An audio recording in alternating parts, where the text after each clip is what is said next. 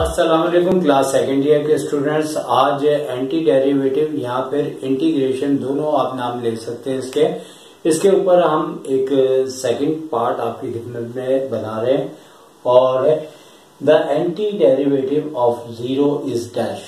अच्छा, अब जरूरी नहीं है कि 10 ईयर में जो एमसीक्यूज आई हों वही सारी रिपीट हो जाए।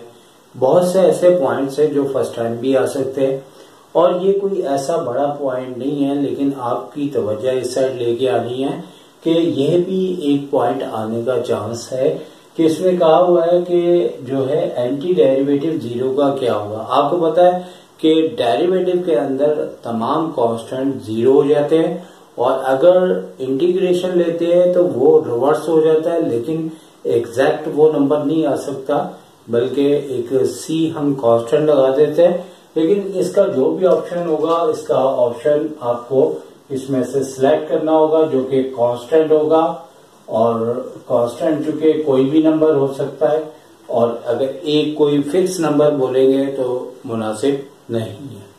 अब सेकंड पॉइंट भी कुछ इसी टाइप का है कि यहां लिखा है the anti derivative of E. E means exponential, लेकिन याद रहे कि एक्सपोनेंशियल ई की पावर यानी कि एक्स होती है, तो इस सूरत में उसका डेरिवेटिव और इंटीग्रेशन दोनों वही आते हैं। यानी फॉर एग्जांपल अगर तो आपके पास ई एक्स यानी एक्सपोनेंशियल, मैं ई बोल रहा हूं यानी कि ये एक्सपोनेंशियल कहलाता है, इसके ऊपर अगर एक्स हो तो इस सूरत में इसका डेरिवेटिव भी यही आ जाता है और इंटीग्रेशन भी यही आ जाता है।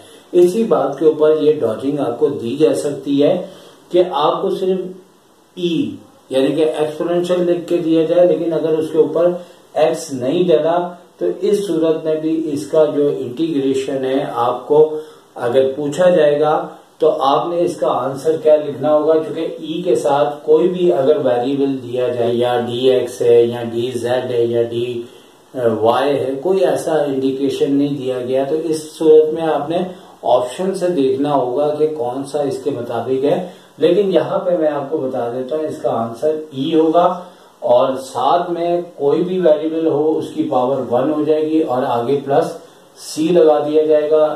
लेकिन देने वाला ई एक्स भी दे सकता है, देने वाला आपको ई वाई भी दे सकता है। लिहाजा कहने का मतलब है क्योंकि कोई वेरिएबल मेंशन नहीं किया, कोई भी हो सकता है। ऑप्शन मेरी आदत नहीं है कि मैं यहाँ पे लिखूं, मालूम ही है आपको। तो लिहाजा आप नंबर 3 पॉइंट के ऊपर हम आ जाते हैं और 3 पॉइंट के अंदर क्या बात लिखी हुई है। यहाँ पे हर वो क्वेश्चन जो छोटे मोटे हैं आपकी एक्सरसाइज के अंदर, वो तमाम एमसीक्यूज के पॉइंट बन के आ सकते हैं।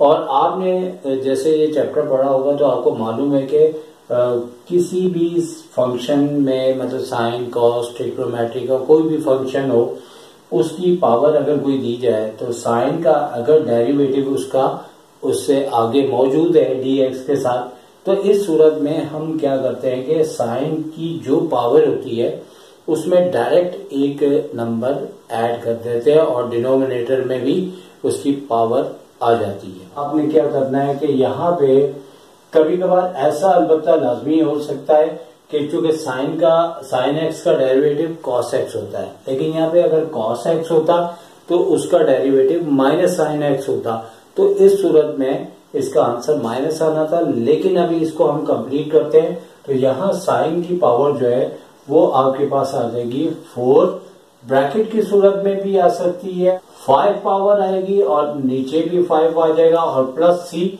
इसमें जो कांस्टेंट डेरिवेटिव लेते हुए खत्म हो जाता है वो रिवर्स हो जाता है। तो ये इसका आंसर है। लेकिन अगर यहाँ पे cos x होगा तो उसका डेरिवेटिव माइनस साइन x होगा, तो उस लिहाज से यहाँ पे साइन माइनस आ जाएगी।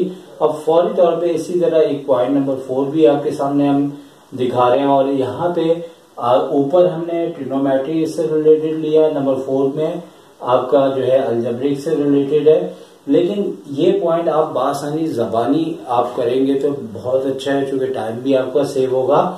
अब यहाँ पे 3 टर्म्स दिए और यहाँ पे 2 टर्म्स दिए। तो सबसे पहले ये कि अगर x की पावर यहाँ 2 है और यहाँ एक पावर कम है, तो हमारे पास इंटीग्रेशन की ये एक टाइप है और इस टाइप के अंदर ये है कि हमें ये देखना होगा कि अगर हम इसका डेरिवेटिव ले तो क्या वो इससे सूटेबल है कि नहीं है। तो देखें, अगर हम इसका डेरिवेटिव लेते हैं तो 2x और सिर्फ यहाँ पे 5 होगा, तो ये पूरा का पूरा सूटेबल है। तो जिस तरह नंबर 3 पॉइंट था इसी तरह नंबर 4 है, लेकिन 3 में सिंपल था कि साइन एक्स का जिसको पता है कि डेरिवेटिव कॉस एक्स होता है वो तो डायरेक्ट इसको 5 लिख देगा, 4 की पावर 5 अपॉन में भी 5 आ जाएगा। लेकिन यहाँ पे जरा आपको चेक करना पड़ेगा, हो सकता है कि थोड़ा सा इससे 19-20 ऊपर नीचे करें, आपका कांस्टेंट कॉमन लेके आए या आपको मल्टीप्लाई और डिवाइड करना पड़े, कुछ भी पॉसिबल हो सकता है। लेकिन अभी चूंकि अगर 1 मिनट का ये पॉइंट है तो वेरी सिंपल होना चाहिए और इसी तरह का होना चाहिए। तो इस टाइम ये है कि अगर इसका हम डेरिवेटिव ले तो ये इससे मैच होता है, और मैचिंग की सूरत में सिर्फ और सिर्फ हमने इसकी पावर में एक नंबर का इजाफा कर देना, यानी कि इसकी पावर हो जाएगी x² प्लस 5x प्लस 2 और 3 को हम 1 ऐड करके 4 अपॉन में भी 4 आ जाएगा और प्लस c हमें इसके लिए लिखना होता है। और 5 पॉइंट्स आप देख सकते हैं कि 5 पॉइंट में बेसिकली एक अपर लिमिट है जो कि 3 है और एक लोअर लिमिट है जो कि 1 है। तो इसमें बिल्कुल आपको सिंपल क्वेश्चन दिया है और सिंपल ही देना चाहिए एमसीक्यूज के लिहाज से, लेकिन इसके अंदर थोड़ी सी आपको वर्किंग करनी पड़ेगी। वो इस तरह से कि जैसे हमने ऊपर वाला पॉइंट है, मेरी कोशिश ये है कि तमाम पॉइंट्स ऐसे ही आपको पेश किए जाए जिनका आपस में रिलेशंस कॉन्टेक्ट बिल्कुल सेम हो।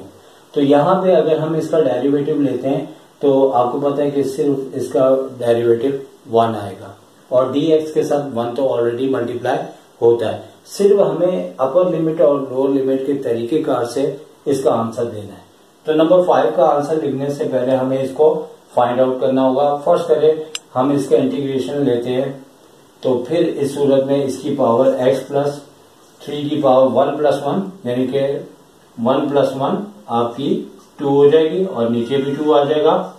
और इस सूरत में आपको पता है कि हम c का इस्तेमाल नहीं करते और डायरेक्ट ब्रैकेट लगा के, और अगर एमसीक्यू का पॉइंट हो तो इतनी हमें वर्किंग शो करने की जरूरत नहीं है, सिर्फ और सिर्फ समझाने के लिए मैं इस तरह से कर रहा हूँ।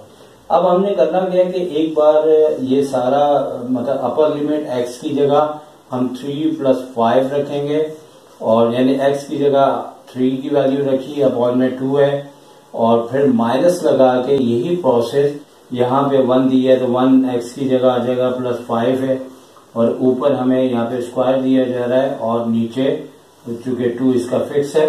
अब फर्दर इसको सॉल्व करते हैं तो ये 8 होगा, तो 8 का स्क्वायर आपको पता है 64 हो जाता है, तो 2 से डिवाइड करना है। इसी तरह यहाँ पे माइनस में 6 का स्क्वायर 36 है, फिर 2 से डिवाइड किया जाएगा और फाइनली इसमें ये आपका 32 हो जाएगा और ये आपका 18 होगा। अब जैसे ही हम करेंगे तो आपको पता है कि इसका आंसर 14 आ जाएगा और ज्यादा प्रोसेस लेंथी नहीं है, बड़ा सिंपल सा है, आसानी से आप इसका आंसर निकाल सकते हैं। इसी तरह अब नंबर 6 पॉइंट को हम आपसे डिस्कस करते हैं और 6 पॉइंट पे ये बहुत से पॉइंट ऐसे हैं कि बोर्ड के पेपर में तो नहीं आए। इससे पहले जो पार्ट 1 मैंने आपके सामने पेश किया था उसमें ज्यादा पॉइंट्स नहीं थे, लेकिन वो तमाम पॉइंट्स वो हैं जो एग्जाम में आते रहते हैं। लेकिन ये पॉइंट ऐसे अगर मैं कहूँ कि नहीं आते तो बात गलत होगी। ऐसा है कि इससे रिलेटेड मिलते जुलते आते हैं और कुछ मैंने अपनी तरफ से भी ऐड किए हैं। जैसे है तो ये सारे इंटीग्रेशन का खेल है, लेकिन इसमें क्वेश्चन मैं अपनी तरफ से बना रहा हूँ। ये सारे क्वेश्चन मैंने खुद बनाया और नंबर 6 भी एमसीक्यूज का पॉइंट मैं अपनी सोच आपके सामने बताना चाह रहा हूँ और इस तरह का एक क्वेश्चन भी अलबत्ता एक्सरसाइज में है। तो यहाँ पे अब सिलसिला ये है कि यहाँ पे 6 में क्या सोचनी है हमें। 6 में ये है कि बहुत सी बातें सोची जा सकती हैं, लेकिन वो कौन सी उसमें से बात सही होगी, तो बात लंबी करने के बजाय हमें डायरेक्ट इसके पॉइंट्स की तरफ जाना चाहिए कि इसमें करना क्या है। देखिए दोनों का स्क्वायर बन रहा है, लेकिन ना फॉर्मूला है ना कुछ और टेक्निक है। सिंपल ये कि हमारी बुक के अंदर इस टाइप का एक क्वेश्चन भी था और यहाँ पे भी वही बात मैं आपको पेश कर रहा हूँ कि ये आ सकती है पेपर में, कि यहाँ पे हमें करना क्या है कि यहाँ पे इसका डेरिवेटिव बाहर होना चाहिए था। डेरिवेटिव नहीं है तो ये हमारे लिए परेशानी का जरिया बनेगा, और पेपर देने के बाद जब घर पे आएंगे तो फिर हमें ये पॉइंट क्लियर होगा। तो हमें अभी ये क्लियर करना है। तो यहाँ पे होना क्या है कि हमें इसके अंदर से जेड स्क्वायर कॉमन लेना है, और जैसे ही जेड स्क्वायर हम कॉमन लेंगे तो पहले आपको दिखाते हैं किस तरह से आएगा। जेड स्क्वायर प्लस का 1 और डी जेड ऐसे ही चल रहा है, और यहाँ पे हमने जेड को रूट से बाहर निकाला तो आपको पता है कि इस सूरत में हमारे पास जेड आ जाता है। और जेड को अगर हम यहाँ लिख दें तो अब हमें पता है कि जेड स्क्वायर प्लस 1 जो हम बात ऊपर से कर रहे हैं इसका डेरिवेटिव जेड ही आता है, क्योंकि 2z आता है गालिबन, क्योंकि 2 पावर है तो फिर 2z आ जाएगा। तो इस सूरत में हमें करना क्या होता है कि नंबर 6 पॉइंट में अगर हम डायरेक्ट कर रहे हैं और अकल से कर रहे हैं तो हमें यहाँ पे ये करना है कि इसकी पावर में 1 ऐड कर देना है, क्योंकि इसकी पावर ऑलरेडी 1/2 है। 1 ऐड करेंगे तो इसकी पावर हो जाएगी जेड स्क्वायर प्लस 1 और 3/2, और यही पावर नीचे आएगी 3/2, जो कि ऊपर आगे 2/3 हो जाती है, और प्लस सी लगा देते हैं, यानी कि जो पावर ऊपर वही नीचे। लेकिन यहाँ पे एक बात का ख्याल रखना है कि जब हमने इसका डेरिवेटिव लिया तो वो z नहीं 2z था।